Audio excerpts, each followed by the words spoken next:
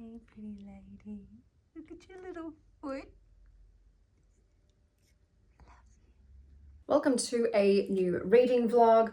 I have already got some books underway, so I'm still continuing on with the Sundowner's Dance by Todd Keisling.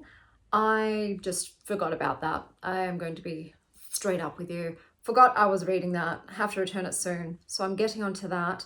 I did go to the library today to pick up some books. What have we got here? Nope, that's a get a bit weird with it. Did I?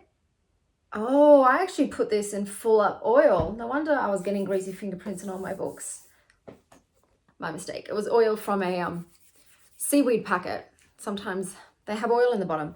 Anyway, the books I picked up from the library today, I have Lucky Girl by Ali Tagle-Dokes. I love the cover of this one. This is a novel, it's a debut, about the absurd and fleeting nature of childhood fame and the ever-evolving desire for family and forgiveness. Looks fun, and I picked up Medlock. So this was supposed to be in my March books because I did say M for March. It came in now. This is also why I like sometimes the TBR prompts aren't great when you source your books mostly from libraries or when books become available. So I'm reading it now. The monthly things no longer really matter anymore because I'm not doing monthly wrap-ups, which is so freeing. I just have to say that was a really good choice to make. I no longer have to, oh, how many books did I read in this particular month and I have to stop it on this month? No, it's now just a year. What I read in a year, there is no lineation of month ends. So I'm very happy about that. Medlock, what is this about? So, this was right, that's right. It's about a housekeeper at Marwood Manor. There is only a few people left and she's the keeper of the secrets of the family, and then a distant relative, Mary, arrives, who's digging up the past, and there may be dangerous consequences for them all. Few enter the garden, no one truly escapes. So we'll see how that goes. So I've got both of these to possibly read. What else do I have? Let me check. I'm going to go and hit up the libraries this week as well. I have a lot of books at all of them. I just been so busy. I just been so busy with everything that I haven't had the chance to go, but I will have to before they expire. I'm just checking Libby in case I have anything on Libby. Oh, I do have this ebook, but I'm not sure about it. So it is called A Sociopath's Guide to a Successful Marriage by M.K. Oliver. Not sure if it's for me, so I could also go on to that. Obviously, I'll update you as I go on what I pick up to read. If I pick up things and DNF them completely off camera, I'm just not even going to mention them. If I start reading something, like say I start reading this on camera and I'm talking to you about the start of it and then I DNF it, then I'll let you know. But yeah, sometimes because I'm no longer filming every single day pretty much, I just film whenever. There might be books that I pick up, put down, pick up, put down. And yeah, like I said, I'm just not gonna chat about them. They'll be listed on my Goodreads and my page bound for those who are interested in every single book my fingers touch or my eyeballs caress. But on here, I'd rather not have to go and download images of 5 books I DNF'd that you didn't even know I'd picked up. So that's how I'm gonna go. So like I said, if I DNF these, you won't even know about it because I haven't started reading them yet. That was my kid. Oh, bless you. Today is Valentine's Day and I am taking my single besties out. We're going to go and see Wuthering Heights and then we might go for Yochi afterwards to discuss the movie. I'm very excited. It seems to be very controversial. I like Emerald Fennell's books and her films. So like I said, I hope she just is running amok with the original material. I don't want to see another faithful adaptation of Wuthering Heights. I'm hoping, yeah, this is going to be horny, messy, and weird. At least visually, I know it will be very appealing. Emerald's movies tend to be eye candy. I have a cat hair on my lip. So I'll let you know my thoughts about it. Once I return, I might not do it tonight if it's too late. Could be too late because it's a 2.5 hour movie. Not loving that aspect. I really don't like movies.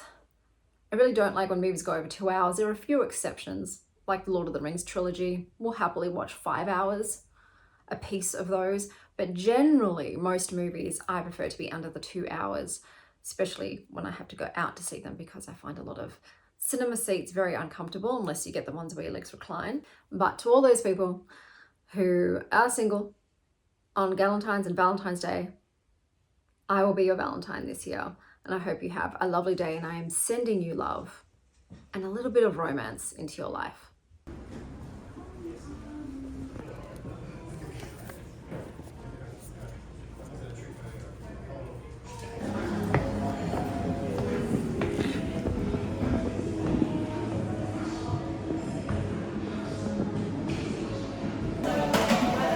Happy Valentine's Day!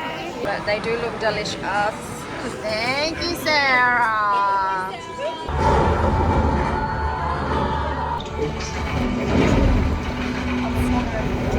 Alexandra.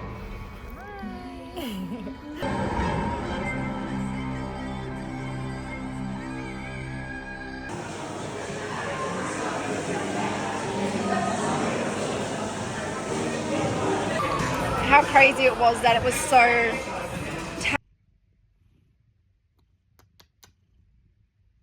Good morning, guys. I did film my reaction to Wuthering Heights immediately when I came home, but I was so tired, it was so late, and looking at it today, it was a mess.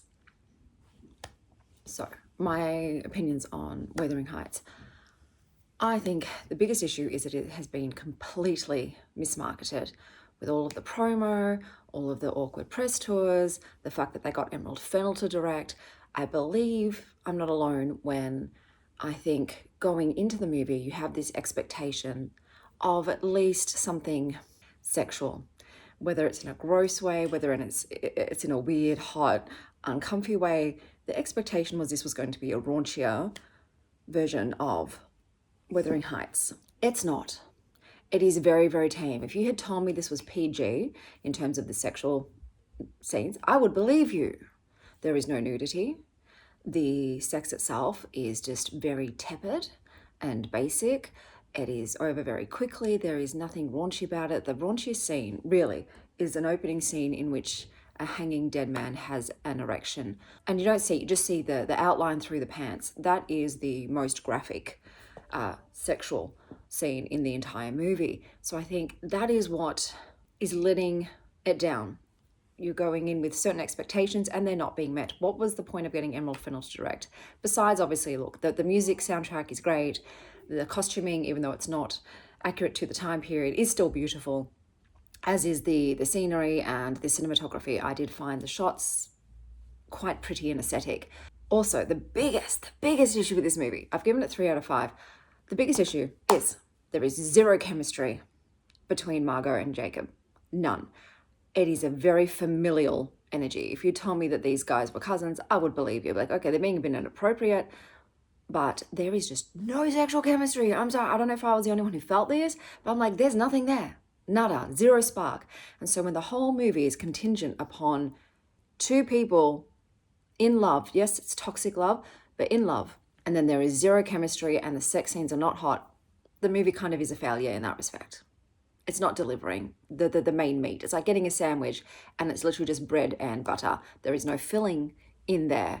And that is how I felt with this movie. It does deviate from the original source material. They are obviously trying to paint Heathcliff in a bit of a better light. They're ending the film before he does anything that is a point of no return. If you've read the book, you know what I mean. He goes off the wall. He goes unhinged. With this one, it's like, yeah, there's that toxic back and forth between them, and there is the revengeness of him marrying someone else to get back at her. But they end it before anything goes too far to really make you hate or dislike Heathcliff. So they are going for the more romance, I guess dark romance angle. But like, guys, I didn't think they mention the word so often, like they're both degrading each other. Where was the degradation? Where was the sexual depravity? There is a scene in this too. Normally, I am a sucker for anything to do with fingers, okay?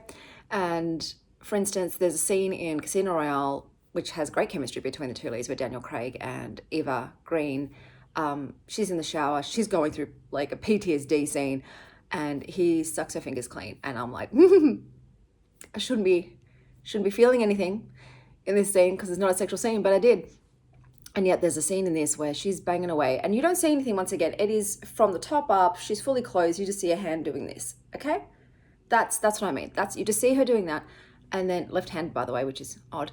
And then he catches her, and then he grabs her hand and he sucks her fingers. I should have felt something.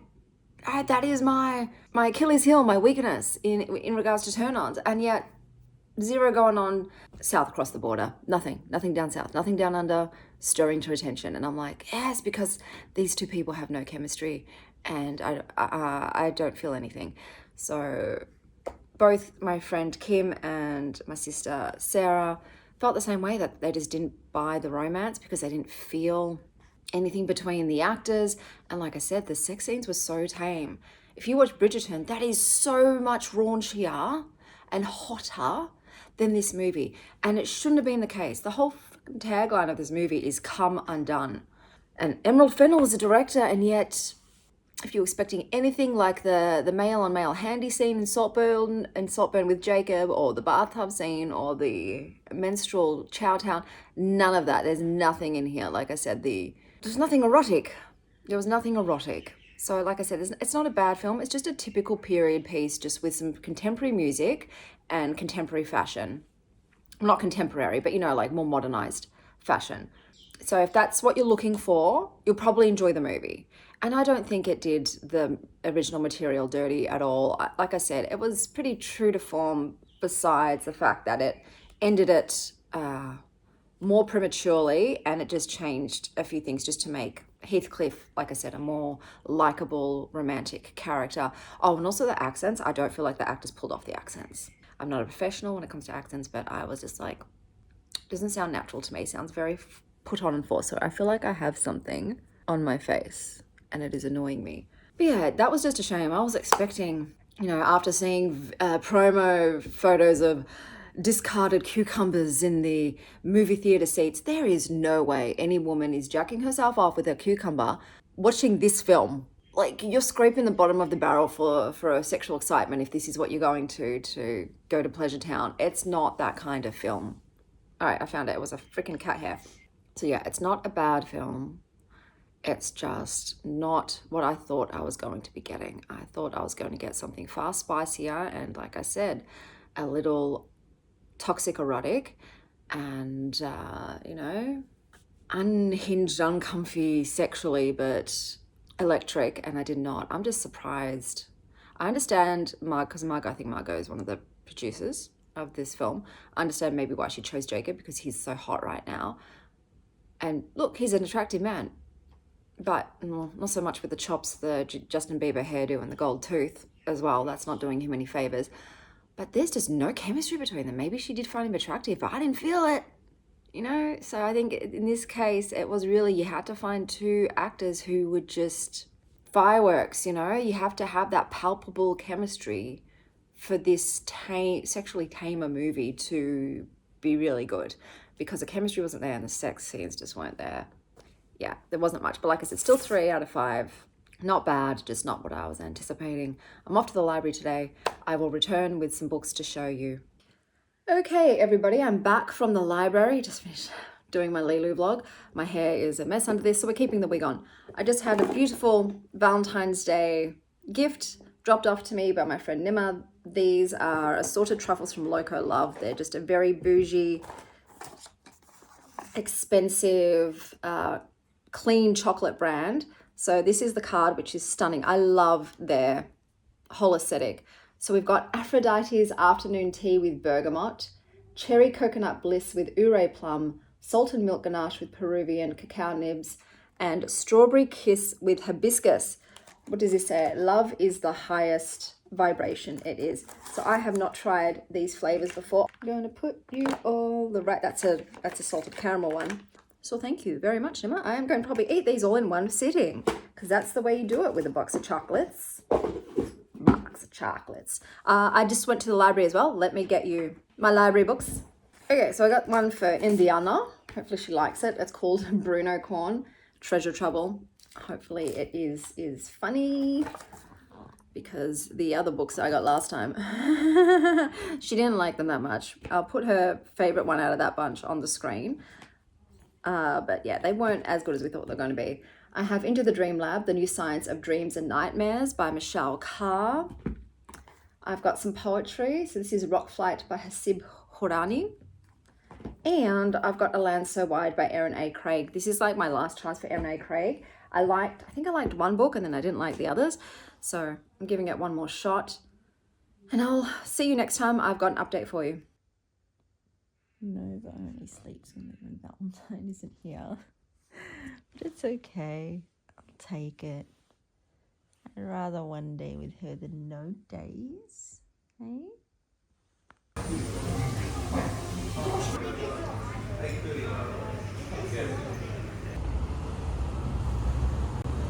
Okay, we've got some library hauls, Roots of My Fears. So this is a collection of ancestral horror stories with some artists, here we go.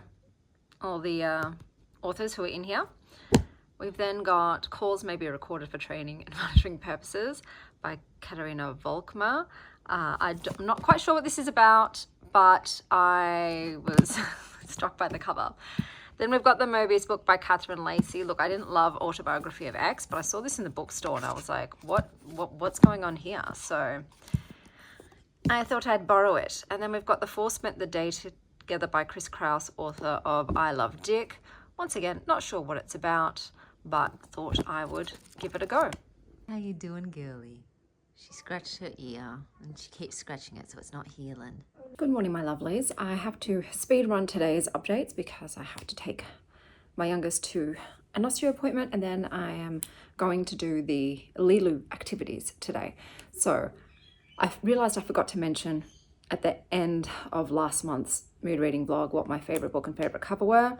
So my favorite book was by Jack Skelly and my favorite cover was the anxiety cover, but I don't know who the cover artist is, unfortunately, but those are my top picks for the month of March. Now I have read some things. So I read A Memory of Wind by Rachel Swirsky. So this is a Greek myth retelling short story in which a girl is sacrificed to become the wind that launches a war. So this is to do with the Trojan War. And so you have the Greek army sitting around thinking, we would go to Troy, but the wind won't blow. We could fix that by sacrificing Agamemnon's daughter, Iphigenia, which he should have no problem with because he's already a baby killer. So yeah, this story is about Iphigenia. If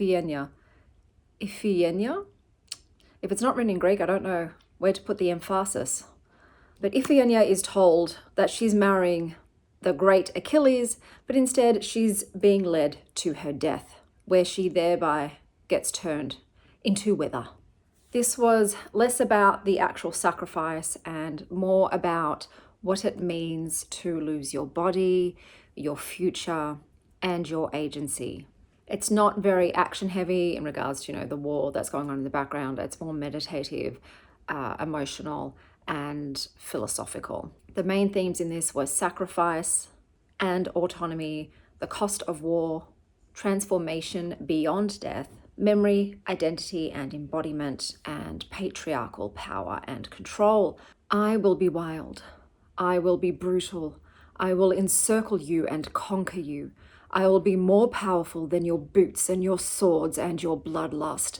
I will be inevitable. So I ended up giving this a 3.5 out of 5.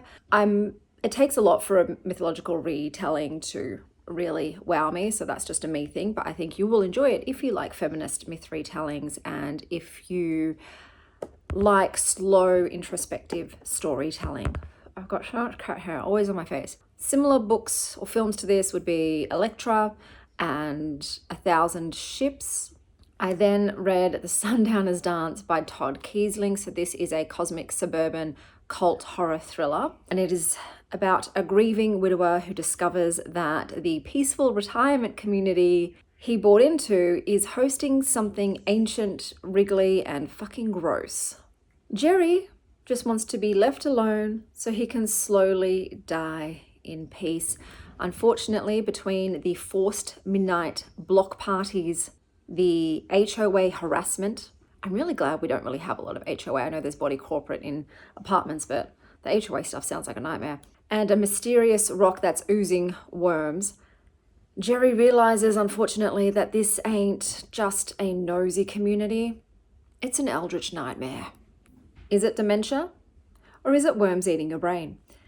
I ended up giving this, what did I give it? A 3.25, yes. I gave it a 3.25. The main themes were of grief and isolation, the loss of autonomy in old age, suburbia as a horror setting, and community versus individuality.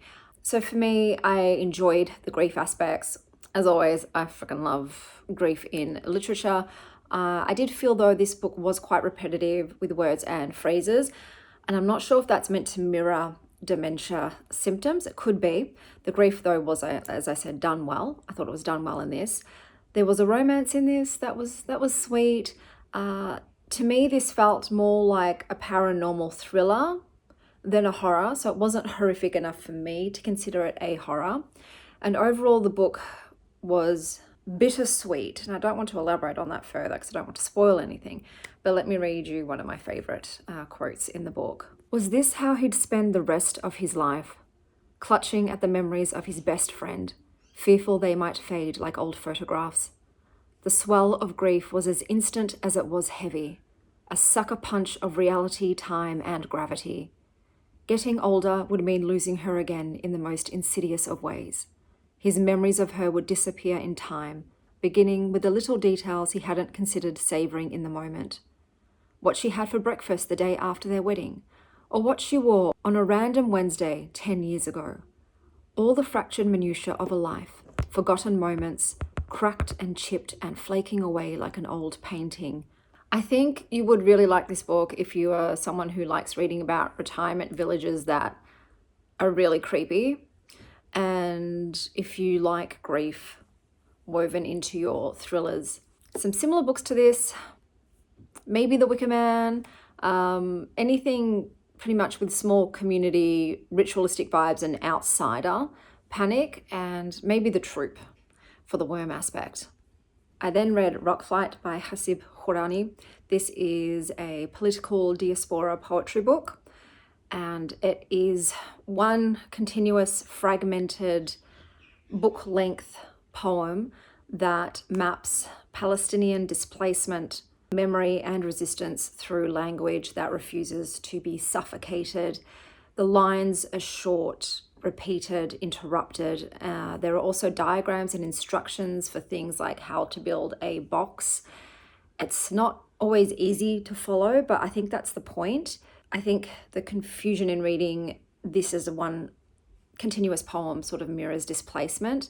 The main themes in this are of occupation and colonization, diaspora and displacement, borders, surveillance, restriction, suffocation, memory, family, inheritance, resistance and refusal, and movement versus containment. I don't really know how to review this. I think if you are interested in political and activist poetry, you would enjoy it, or if you like very visually structured poetry, I will read you one portion of the poem. So I'm just going to flip to any page. Okay, this is this is an example.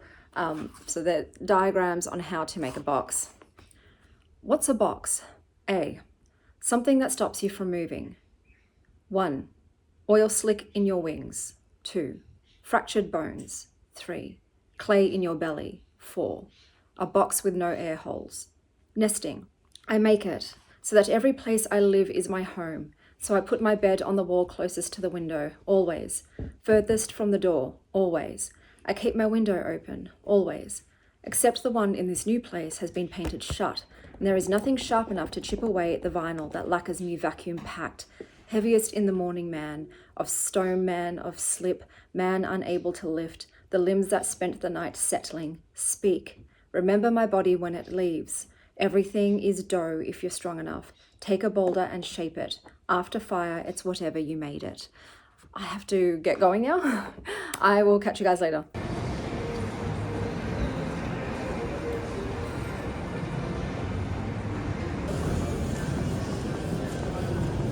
Okay, massive change of plan. I did not end up going to the gallery or doing that stuff because kiddo had a sore throat, so I thought best just come home and dose her up with some vitamins and wait for another day. He's a kitty. Oh, you're a kitty. Good morning, guys. So since I last saw you, I've DNF'd quite a few books. I've also watched a movie. I've also read something. Hey, Sylvie. I watched Crimson Peak. Is it gothically beautiful? Yes. Do a lot of animals die? Yes. Yes. Look, visually stunning. Legitimately creepy. There's so many jump scares. So many goddamn ghost jump scares. That got me every time. Gotta love those jump scares. Really like disgusting visuals as well. Del Toro sometimes really loves the caving in the face murder style, which I am not a fan of. I don't think that Mia and Tom had sexual chemistry. So for me, I just didn't buy their romance. I didn't feel like she had chemistry with Mark either. So that's where the movie was let down for me. And also, like I said, I hate animal stuff. So I'm going with a rating of 3. So I did watch that. Oh, that's my dad. I also listened to a book. So I listened to The Mad Wife by Meagan Church, narrated by Susan Bennett. This is a psychological domestic suspense historical drama, is probably what I would call it. In this book, you have a perfect 1950s housewife who begins to unravel as motherhood, trauma, and a suspicious new neighbor move into the neighborhood and blur the line between madness and truth. Our main character is Lulu, and Lulu has perfected the art of smiling through emotional breakdowns, making gelatin salads, and just pretending that everything is fine. And then after her second baby, her brain starts imploding and rebelling. Along with this, we have the new neighbor, Bitsy. And Bitsy is either super autistic or hiding something. Lulu ends up becoming obsessed with trying to figure Bitsy out. And the more she digs, the more things don't make sense. She gets gaslit, which makes her look increasingly unhinged. Everyone is saying that Lulu is losing her mind. Is she? Or is everyone else committed to the bit? Is she depressed?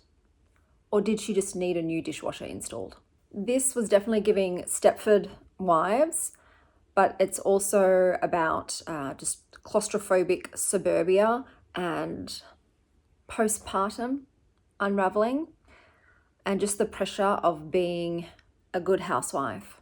The 1950s setting definitely amplifies the tension because Lulu just has no socially acceptable way of falling apart or just living imperfectly. All of her emotions are policed, every doubt she has gets dismissed, and she just has to swallow everything down and smile through it. The main themes in this, would be the performance of femininity, postpartum mental health, domestic entrapment, gaslighting and the good old female hysteria, and reality versus perception. I ended up giving this a 3.25, so I do have some issues. I am very frustrated by books in which the main character just does not communicate anything. They just keep everything to themselves. They're given multiple opportunities by different various characters, family, friends, spouses, whatever, to tell the truth, to be honest, like Lulu. How are you really feeling? And they choose not to.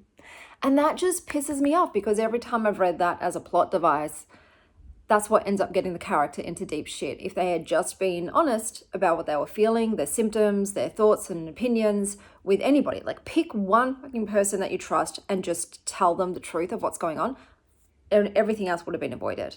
So books like that, I end up getting sort of enraged by because I just feel like it's fucking stupid. And it just leads to so much unnecessary things occurring. I also didn't love the twist in this and the direction that it took. There were multiple factors involved. And then when we find out what had happened, I just felt like she was not being treated how she should have been treated considering the experience that she had. When you find out, I'm like, what, really? And they were expecting that from her after that. Like, what? But yeah, then there's this other medical element and I'm just like, Okay. For me, after reading this book, it has really solidified one that, yeah, I don't like books where characters just refuse to be honest with the people around them and tell them what's going on.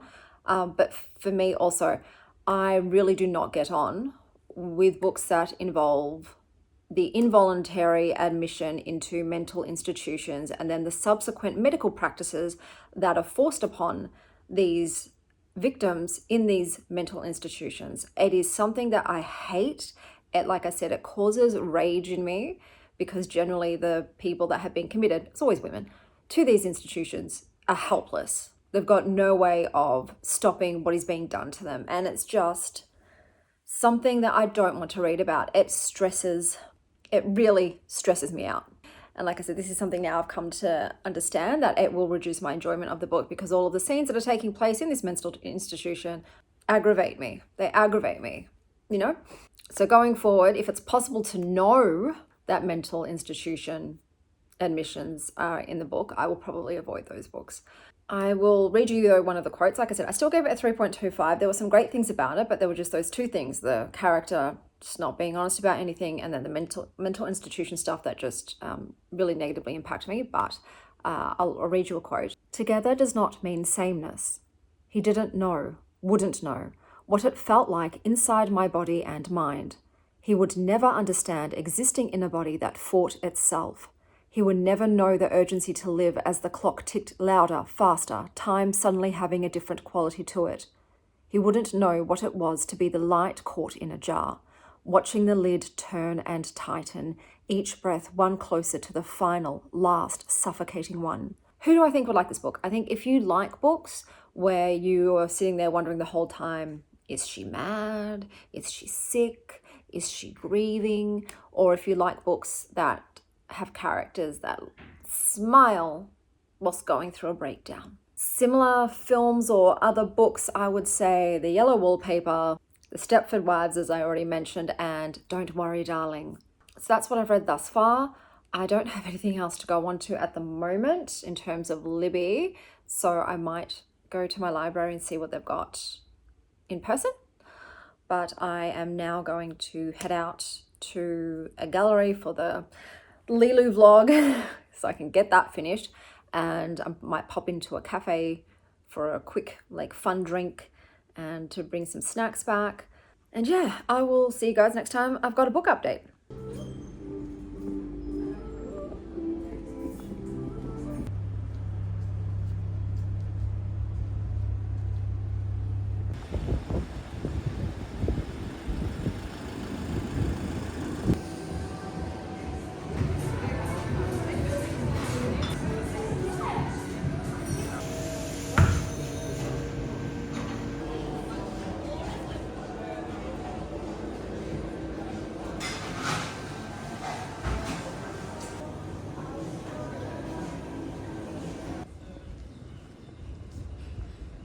Okay, so this is what I took home. We've got a burnt brown sugar cookie with sea salt. We've got a creme brulee, oh, I forgot the name for this. This is a Filipino bakery. We've got a cardamom bun, a chocolate cake, and then a chicken potato. Once again, I forgot the name, but yum yum. Okay, I am back. I picked up just two books. One of them is for screen to page, so I can't show you that one. The other one I picked up is Cunning Folk by Adam L.G. Neville. What is this about? No home is heaven with hell next door. This says, it is a compelling folk horror story of deadly rivalry and the oldest magic. All right, so we'll see how it is. That's all I've got to update you on. Okay, I just tried all the desserts. The chocolate cake was the best. It tastes like what I imagine Bruce Bogtrotter's chocolate cake tastes like. You keeping Valentine company? Yes, you are. I was posting off some packages. I hope they find you soon, Pudding.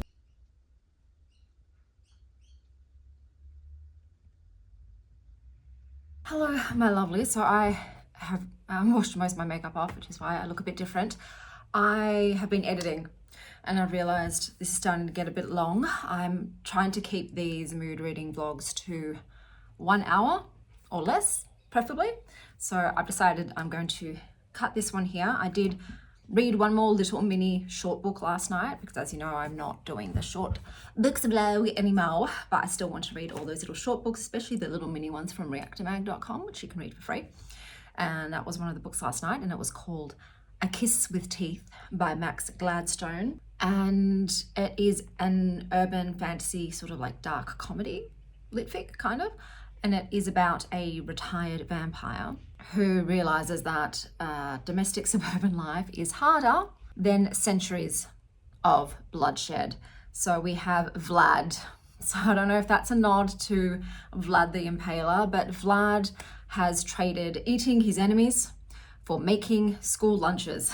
So he's starting to miss the good old days. And even though he's got a hot monster slaying wife, so it's a very vampire slayer romance, a struggling 7-year-old who's finding it really hard to appear normal and a desk job, he is bored. He's hungry. He really misses hunting his prey. And then during a parent-teacher meeting, he gets the itch, and suddenly Vlad's old instincts start creeping back, and he feels the urges of desire, of violence, of a predatory need to possibly ruin his perfectly constructed life in pursuing the thrill of the hunt. And he ends up having this kind of midlife, he's an immortal, but midlife crisis, where he's just really wants to stalk and drink his son's teacher. The book focused on how suburban life can feel like a cage, how it can feel confining and constricting and like you are in captivity, especially for someone who's used to being at the top of the food chain. It was definitely more introspective than action heavy. It was like meditating on what it means to try to be something other than your nature. It was in Vlad's POV. So he actually, before I get onto that, the main themes in this were domesticity versus captivity, midlife crisis, desire versus restraint, the monster beneath the normalcy, parenthood, and sort of like identity erosion over time. As I was saying, it's in Vlad's POV, and Vlad is this immortal monster. So his vernacular is dated, and he's constantly feigning humanness. So he's performing what he believes it means to be a regular human, and is then teaching that also to his son. So there's a bit of that also, inheritance and legacy and yeah. I thought it was interesting. I gave it a 3.5 stars. Like I said, it's very short and itty bitty. There was that underlying tension there because you're not entirely sure if Vlad is going to revert back to his natural monstrous killer instincts or not, if his ties to his wife and his son and playing the part of a typical nuclear family are strong enough to override his primal urges. So it was a bit tense in that respect. So I've given it a 3.5 out of 5. Similar books or films would be Hot for Slayer, with that vampire slayer dynamic. What We Do in the Shadows, with the monsters trying to assimilate into society, and Only Lovers Left Alive. You know, once again, it's like immortals just existing within the human landscape. Oh, and a quote from the books. I've started giving bits of quotes from books because I think it's a good taste tester of if you like the writing style. This is no way to be a father, no way to be a man. But Vlad was a monster before he was a man. Let me sum up all the books I read for you on this reading vlog. So we have A Memory of Wind by Rachel Swirsky, which I rated a 3.25. When Your Dad Decides That Your Life is Worth a Strong Breeze. The Sundowner's Dance by Todd Keisling, which I gave a 3.25. Retirement Plan. Survive the Worm Cult. Rock Flight by Hasib Hourani, which I didn't rate because it's a book of poetry. Poetry as protest. The Mad Wife by Meagan Church, narrated by Susan Bennett, which I gave a 3.25. This Is Why You Should Just Call Your Mum. And A Kiss with Teeth by Max Gladstone, which I gave a 3.5, which means it was my favourite read of this particular reading vlog. He slaughtered many. Now he packs lunches. For today's question, would you consider moving into a retirement village or not? And until next time, stay well, Star Child.